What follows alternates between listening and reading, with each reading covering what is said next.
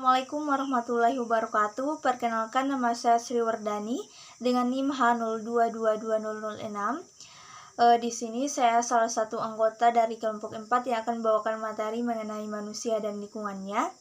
Nah, sebelum membahas lebih dalam tentang hubungan antara manusia dan lingkungan, maka terlebih dahulu kita harus mengetahui definisi dari manusia dan lingkungan itu sendiri. Nah, manusia merupakan makhluk ciptaan Tuhan yang dibekali akal dan budi. Dengan akal, manusia bisa berpikir kreatif dan bisa membedakan hal-hal yang baik dan tidak baik. Nah, hakikat manusia dari itu sendiri merupakan makhluk yang memiliki tenaga untuk menggerakkan hidupnya dalam memenuhi kebutuhannya. Artinya apa? Dengan akal yang dimilikinya, manusia bisa berpikir tentang bagaimana cara ia hidup, sehingga dengan perkembangan pola pikir yang luas, setiap bentuk dari masalah yang ia hadapi akan menemui solusi atau jalan keluar dari masalah tersebut. Nah, apa sih lingkungan itu? Nah, lingkungan merupakan satu kesatuan hidup antara kondisi fisik yang mencakup sumber daya alam. Nah, seperti tanah, air, energi surya, mineral, serta flora dan fauna yang ada di atas tanah, di dalam tanah, serta di perairan. Perkenalkan, nama saya Mira, NIM HN02220004. Baik, langsung saja ke materi selanjutnya, yaitu lingkungan hidup manusia. Jadi, lingkungan hidup adalah segala sesuatu yang ada di sekitar manusia dan berhubungan timbal balik. Dan hubungan timbal balik ini ada hubungan yang menguntungkan dan merugikan. Dan lingkungan hidup itu adalah sistem yang merupakan kesatuan ruang antara komponen biotik dan juga abiotik. Komponen biotik merupakan komponen yang ada di alam dan meliputi semua makhluk hidup seperti hewan, tumbuhan, mikroorganisme, dan manusia. Adapun unsur biotik berdasarkan kemampuan mendapatkan makanan dibagi menjadi 3. Yang pertama itu ada autotrof, yang disebut juga sebagai produsen, karena dapat membuat makanan baik untuk diri sendiri maupun untuk organisme lainnya. Yang kedua itu ada heterotrof, yang disebut juga sebagai konsumen, karena mendapatkan makanan dari autotrof atau memakan sesama heterotrof dan tidak dapat membuat makanan sendiri. Yang ketiga itu ada dekomposer atau disebut sebagai pengurai, karena bertugas menguraikan sisa-sisa makhluk hidup yang sudah mati menjadi senyawa anorganik sehingga dapat menyuburkan tanah. Selanjutnya ada komponen abiotik. Komponen abiotik merupakan komponen penyusun ekosistem yang terdiri dari benda-benda tak hidup, dan keberadaan abiotik yang dapat memberikan manfaat dan pengaruh bagi makhluk hidup di bumi. Adapun unsur-unsur komponen abiotik, yang pertama itu tanah. Tanah merupakan tempat tumbuh bagi tumbuh-tumbuhan, dan tanah merupakan tempat tinggal manusia dan hewan. Yang kedua itu ada udara. Udara merupakan lingkungan yang berbentuk gas, dan di dalam udara terkandung berbagai zat, yang diantaranya nitrogen, oksigen, karbon dioksida, dan gas lainnya. Dan nitrogen di sini merupakan gas penyusun udara terbesar. Dan gas nitrogen juga diperlukan makhluk hidup untuk membentuk protein dan persenyawaan lainnya. Yang ketiga itu air. Air merupakan komponen yang sangat penting untuk menunjang adanya kehidupan, karena sekitar 80-90% tubuh makhluk hidup itu tersusun oleh air.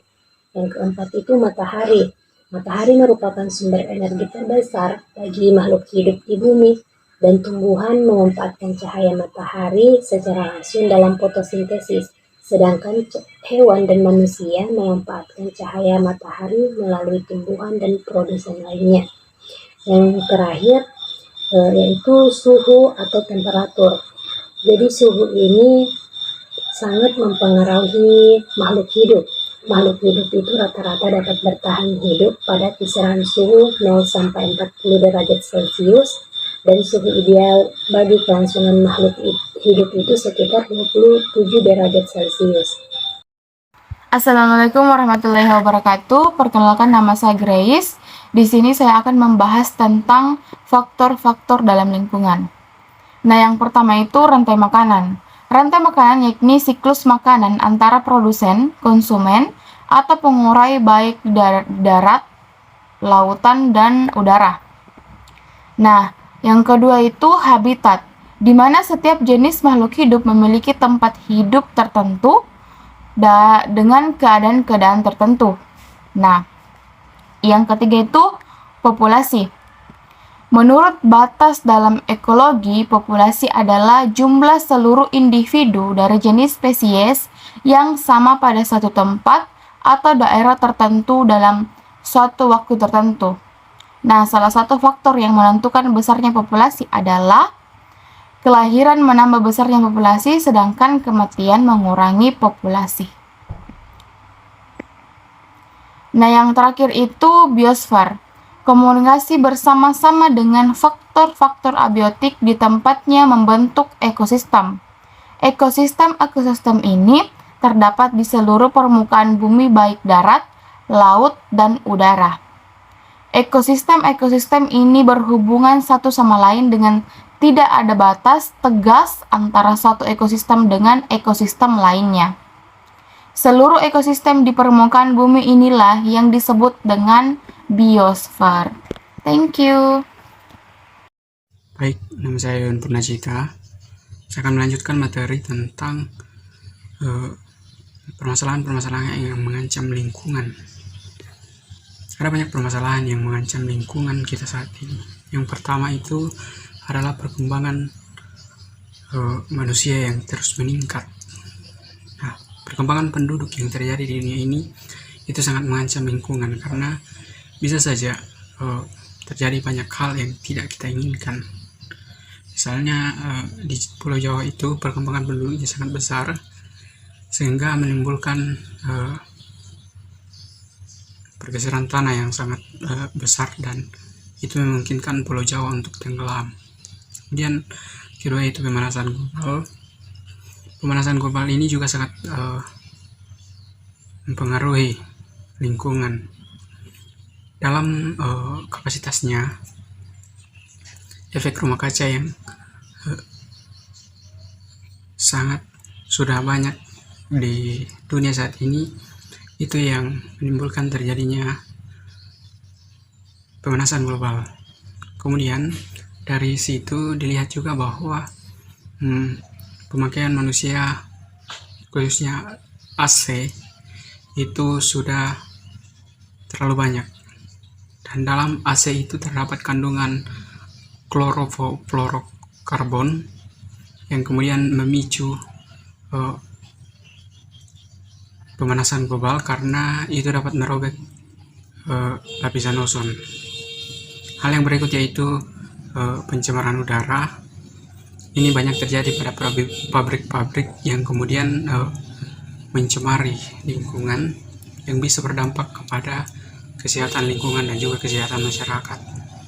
Yang keempat yaitu pencemaran air.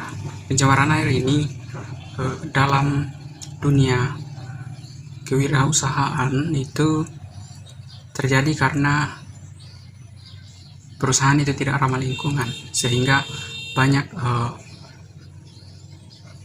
limbah dari perusahaan itu yang kemudian merusak air. Dan ini juga sangat berpengaruh kepada lingkungan karena bagaimana tidak masyarakat harus mengkonsumsi air yang sudah tercemar. Sekian materi dari saya persilahkan ke materi selanjutnya. Assalamualaikum warahmatullahi wabarakatuh. Perkenalkan, nama saya Gita Octavia. Di sini saya akan membawakan materi tentang fungsi lingkungan bagi manusia. Manusia hidup pasti mempunyai hubungan dengan lingkungan hidupnya. Pada mulanya, manusia mencoba mengenal lingkungan hidupnya, kemudian barulah manusia berusaha menyesuaikan dirinya. Lebih dari itu, manusia telah berusaha pula mengubah lingkungan hidupnya demi kebutuhan dan kesejahteraan. Nah, dari sinilah lahir peradaban istilah Toynbee sebagai akibat dan kemampuan manusia mengatasi lingkungan agar lingkungan mendukung kehidupannya. Lingkungan hidup tidak bisa dipisahkan dari ekosistem atau sistem ekologi. Ekosistem adalah satuan kehidupan yang terdiri atas suatu komunitas makhluk hidup dengan berbagai benda mati yang berbentuk suatu sistem.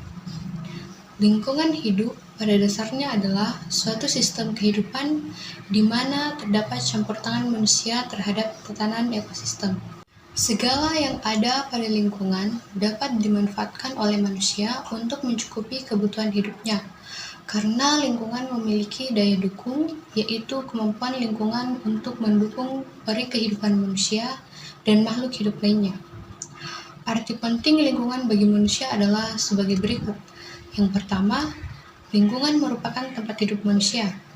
Manusia hidup, berada, tumbuh, dan berkembang di atas bumi sebagai lingkungan. Yang kedua, lingkungan memberi sumber-sumber penghidupan manusia. Yang ketiga, lingkungan mempengaruhi sifat, karakter, dan perilaku manusia yang mendiaminya. Yang keempat, lingkungan memberi tantangan bagi kemajuan peradaban manusia.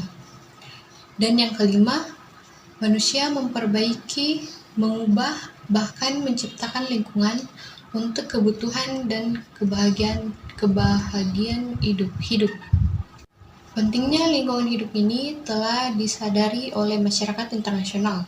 Hal ini tercermin dari adanya Hari Lingkungan Hidup Sedunia yang selalu diperingati oleh masyarakat, khususnya para pemerhati dan pecinta lingkungan. Hari Lingkungan Hidup Sedunia diperingati setiap tanggal 5 Juni.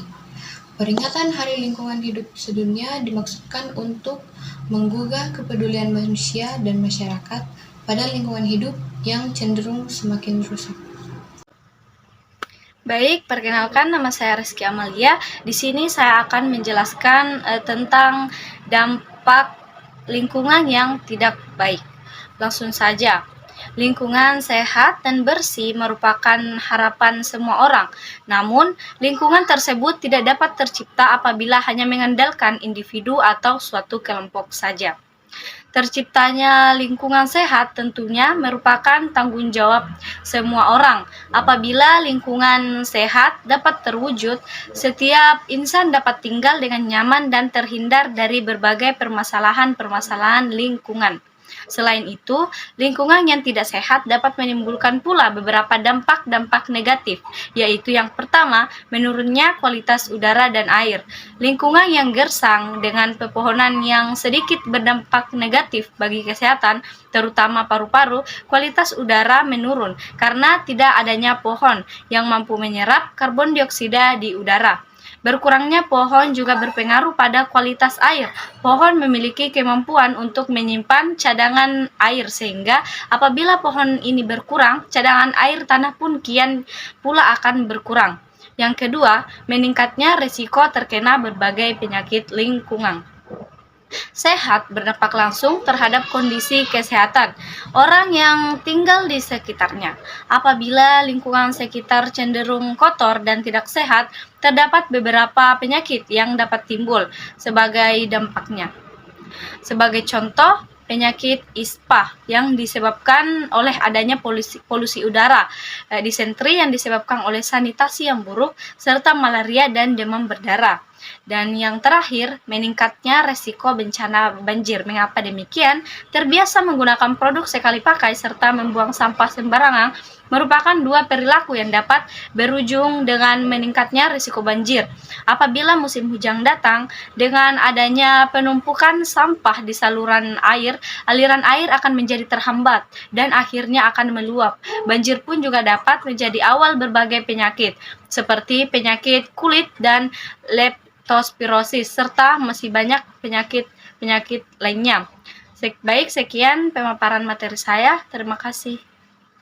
Baik, terima kasih atas kesempatan yang diberikan kepada saya. Perkenalkan, nama saya Itra M sebagai pemateri ke-7 pada presentasi kali ini.